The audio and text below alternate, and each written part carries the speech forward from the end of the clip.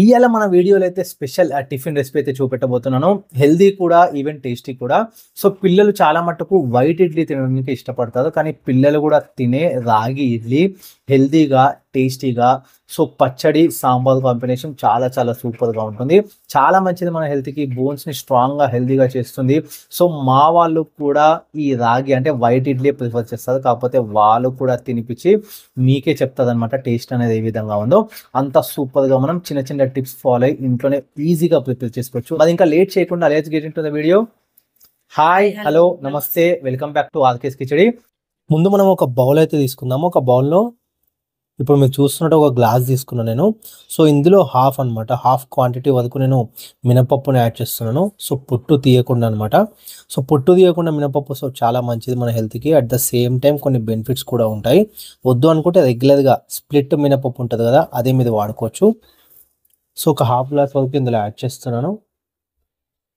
So ఇప్పుడు wash చేసుకోవాలి మంచిగా. మనం వాటర్ అయితే యాడ్ చేసుకొని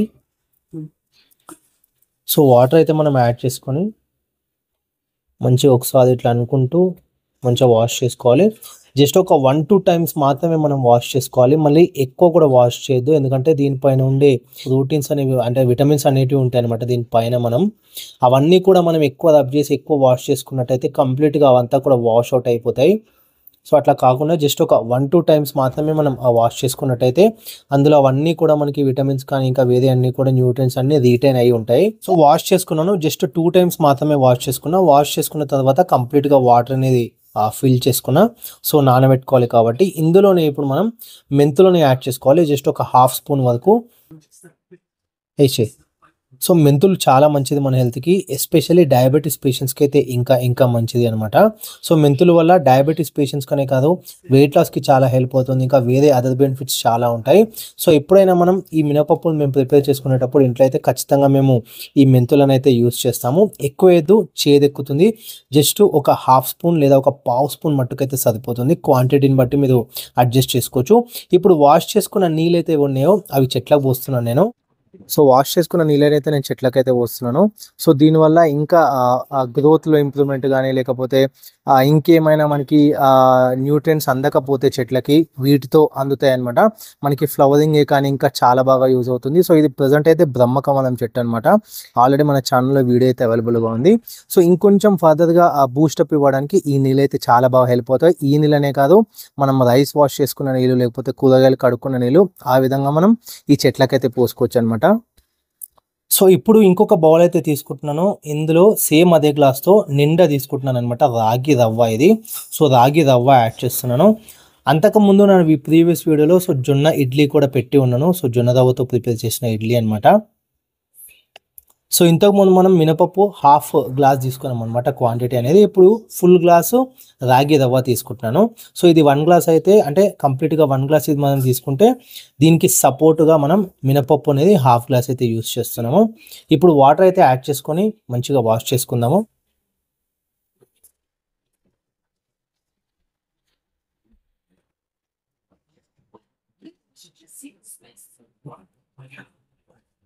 సో వాష్ చేసుకున్నాను. జస్ట్ 1 టైం మాత్రమే వాష్ చేసుకున్నాను. సో పైన లేయర్ అంతా కూడా మనం వాటర్ అయితే రిమూవ్ చేసుకోవాలి. ఎందుకంటే మన ఉసుకే ఉన్నా కానీ మట్టి అట్లా వెళ్ళిపోతుంది అనమాట, మన చెత్త అట్లా ఏమైనా ఉన్నా కానీ. ఇప్పుడు జస్ట్ ఒక 1 టైమే వాష్ చేసుకున్న తర్వాత ఇంకా కొన్ని వాటర్ అయితే యాడ్ చేసుకున్నాం మనం.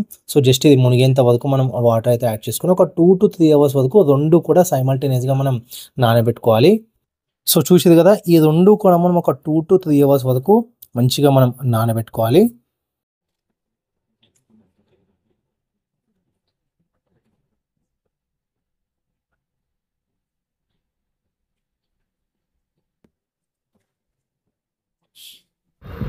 టూ టు 4 అవర్స్ తర్వాత మనం మంచిగా నానబెట్టుకున్న తర్వాత మిక్సర్ జార్లో ఇప్పుడు మీరు చూడొచ్చు ఈ విధంగా గ్రైండ్ చేసుకోవాలి. ఒక్కటి గుర్తుపెట్టుకోండి, వాటర్ అస్సలు యాడ్ చేయొద్దు. ఎందుకంటే ఇడ్లీలు ప్రిపేర్ చేసుకున్నాం కాబట్టి వాటర్ ఎక్కువ ఉంటే కనుక ఇడ్లీలు అనేవి పర్ఫెక్ట్గా రావు. సో వీలైనంత గట్టిగానే మనం ప్రిపేర్ చేసుకోవాలి. మరి గ్రైండర్ తిరగడానికి ఇబ్బంది పడుతుందంటేనే లైట్గానే వాటర్ కొన్ని మాత్రమే యాడ్ చేసుకోవాలి. అందులో ఉన్న మ్యాక్సిమం వాటర్ అంతా కూడా రిమూవ్ చేసుకొని జార్లో వేసుకొని మంచిగా మిక్సీ పట్టుకోవాలి ఈ విధంగా.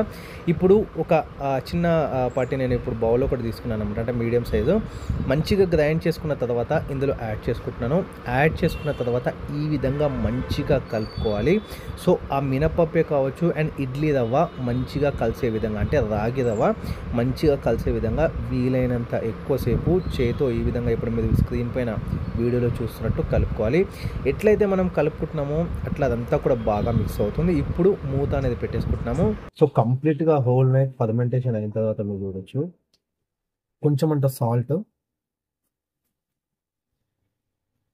కొంచెం సోడా, ఒక పావు స్పూన్ మట్టుకు సోడా, కొంచెం అంత చక్కెర.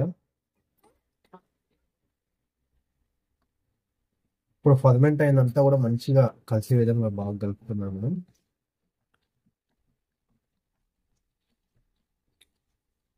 సో ఫర్మెంట్ అయిన తర్వాత ఫస్ట్ టైం కలుపుతున్నాం కాబట్టి బాగా కలుపుతుంది.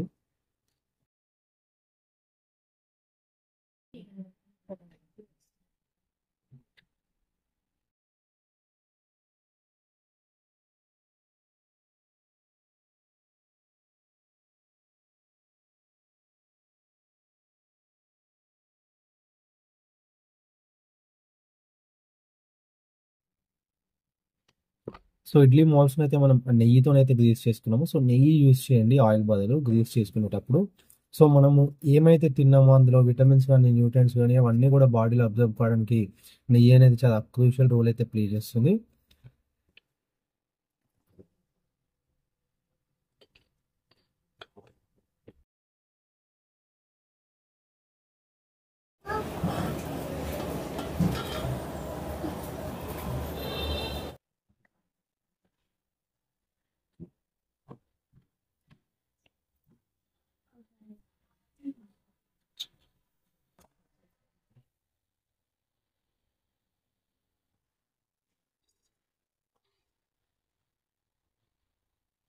తినండి రియాన్ష్, ఎట్లుందో చెప్పండి.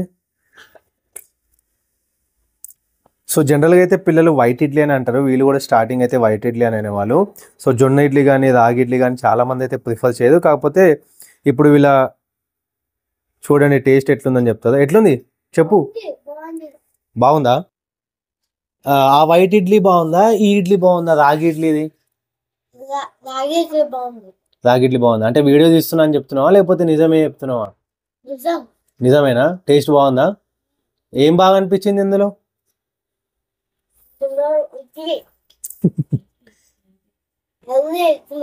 హెల్దీ ఇడ్లీ అని బాగుందా?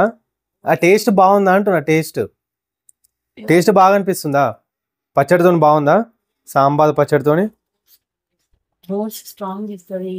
సో ఏం బెనిఫిట్స్ దీనివల్ల, రాగి ఇడ్లీ వల్ల? స్ట్రాంగ్గా చేస్తాయా? ఓకే.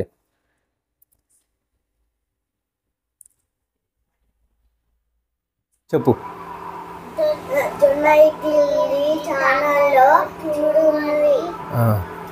సో బాగా చెప్పండి ఇంకా.